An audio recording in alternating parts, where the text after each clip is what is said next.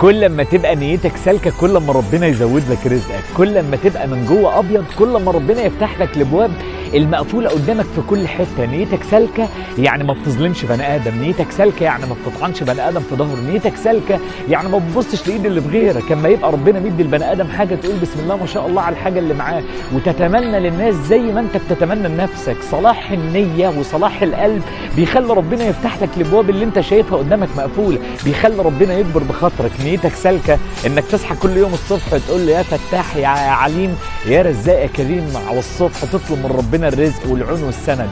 نيتك سالكه يا ابني انك تبقى ما انتش عايز تاخد من حد حاجه، انت عايز ربنا يديك كل حاجه ليك ويدي لغيرك كمان. نيتك سالكه انك تتمنى للناس ان ربنا يكبر بخاطرهم، تتمنى للناس ان ربنا يزود لهم رزقهم 1000 مره. نيتك سالكه انك تبقى من جوه ابيض، لا بتكره ولا بتحقد ولا بتغل ولا بتعمل اي حاجه تجاه اي بني ادم. سلك نيتك واصحى من الصبح وبيض قلبك كده تجاه كل الناس اللي حواليك، سامح واغفر وادعم واسند، هتلاقي ربنا سبحانه وتعالى فتح لك ابواب رزق والله العظيم انت ما تستحقهاش، لكن ربنا هيديك لان ربنا كريم بيدي للبني ادم على نيته. صلاح النيه، صلاح القلب، النيه الكويسه، النيه السالكه بتفتح لك الابواب اللي مقفوله بجنازير. صلح قلبك ونظف قلبك وخلي نيتك سليمه، والله العظيم ربنا هيكبر بخاطرك وهيديك اللي ما تتخيلوش.